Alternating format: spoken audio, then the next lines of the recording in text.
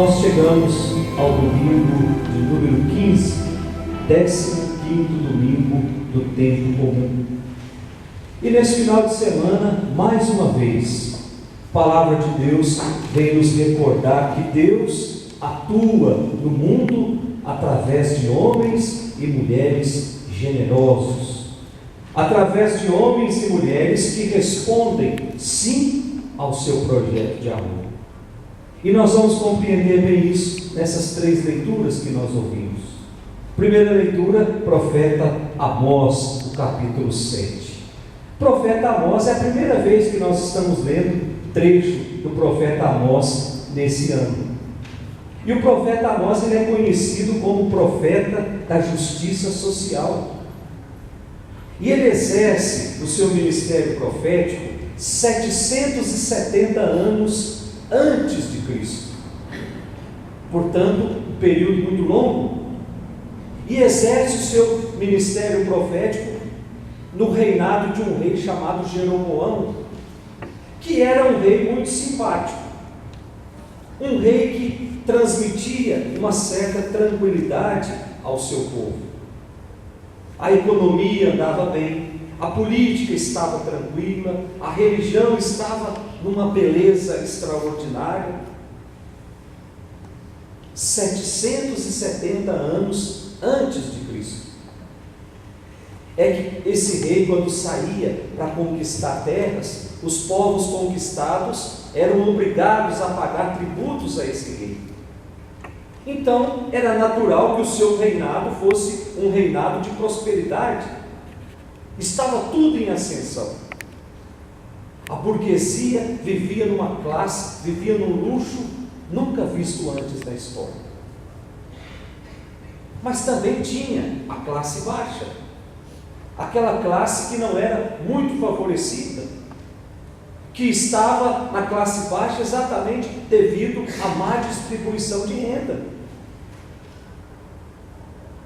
Grande parte dos comerciantes começavam a especular com os preços das coisas, e essa classe baixa não tinha como pagar, então as suas terras eram confiscadas e eles começavam a viver cada vez mais na miséria. E especulavam com produtos básicos, coisa de alimentação. As famílias iam ficando cada vez mais pobres. E aí recorriam aos juízes atrás de justiça, só que os juízes também eram subordinados ou eram submissos aos comerciantes e não se fazia justiça. A religião, ela alcançou um esplendor muito grande. Só que a beleza do culto, ela ia contra a vida do dia a dia. Ou melhor, não tinha nada a ver com a vida do dia a dia, porque as mesmas pessoas que estavam no culto no final de semana eram as mesmas pessoas que exploravam os mais pobres.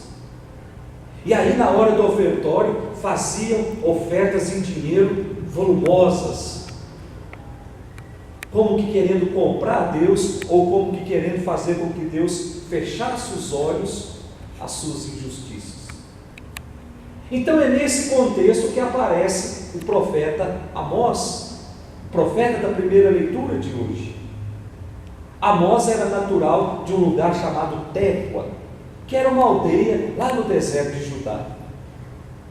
Ele não era um profeta profissional, mas foi chamado por Deus para denunciar tudo aquilo que estava acontecendo.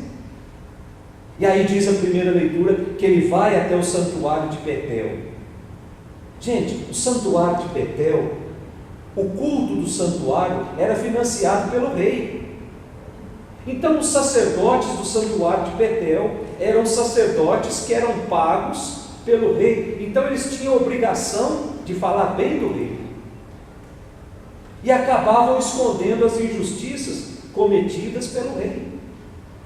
É por isso que a primeira leitura diz que o sacerdote Amazias vai até Amós e fala: olha, vai para a tua terra, vai fazer lá o teu ganha-pão, não vem aqui atrapalhar. É como se estivesse dizendo isso. Como é que começa a primeira leitura?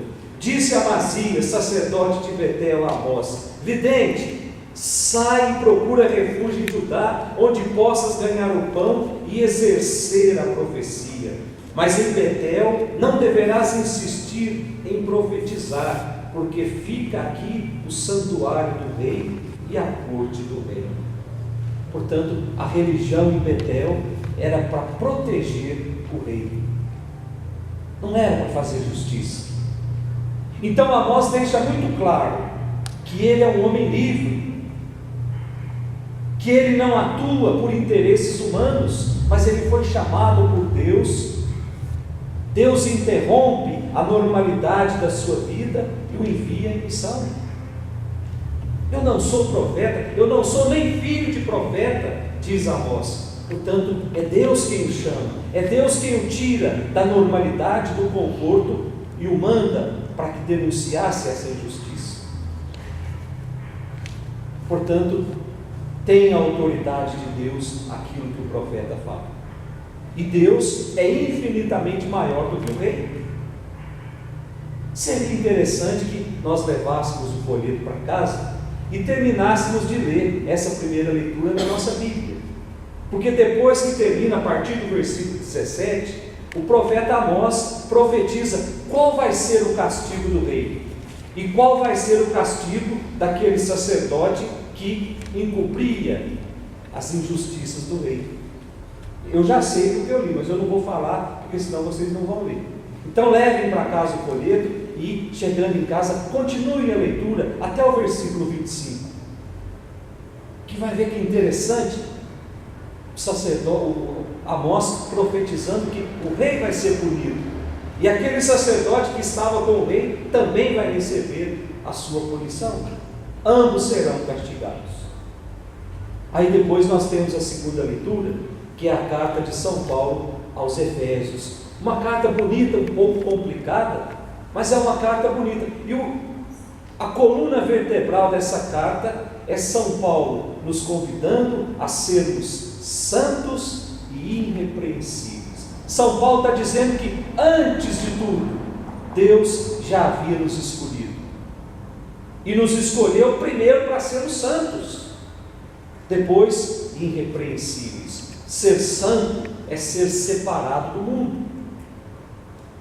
Não é estar fora do mundo, é conviver nesse mundo, mas com uma vida reta, com uma vida digna.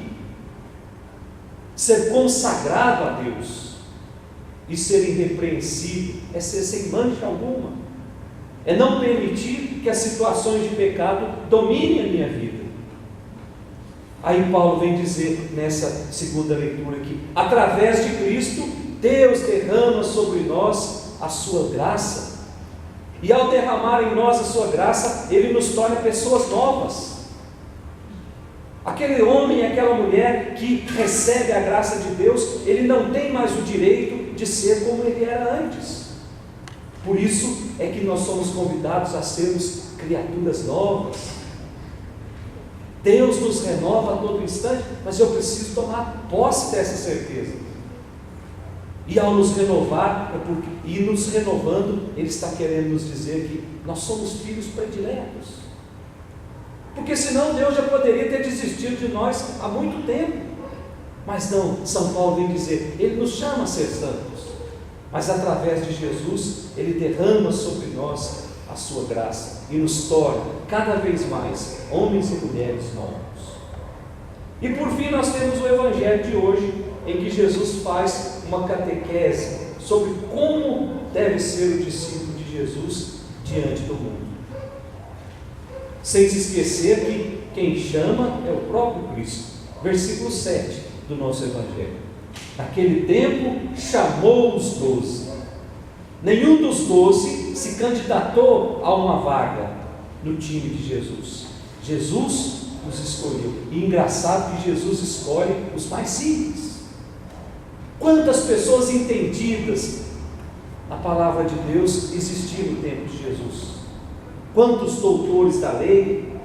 E de repente Jesus vai procurar entre os pescadores, entre aqueles que tinham pecado, até mesmo chama um traidor.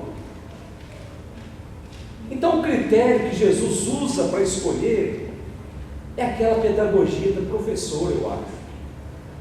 Quando o aluno está dando muito trabalho e senta no fundo da classe, o professor chama para perto, coloca na frente para que ele aprenda melhor. E Jesus usa dessa pedagogia. Aqueles que Jesus escolheu diante do mundo não tinham valor nenhum. Eram pessoas que estavam à margem. Mas ele escolhe aqueles e coloca bem perto dele.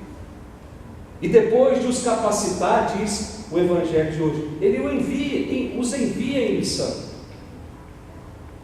2 a 2, diz o Evangelho, numa dimensão comunitária. Discípulo não trabalha sozinho. Por isso 2 a 2. Porque sozinho corre o risco de anunciar as suas ideias, corre o risco de querer anunciar as suas vontades. E esses discípulos, diz o Evangelho, devem expulsar os espíritos impuros, ou seja, tudo aquilo que divide a comunidade. Impuro é aquilo que não tem uma pureza total.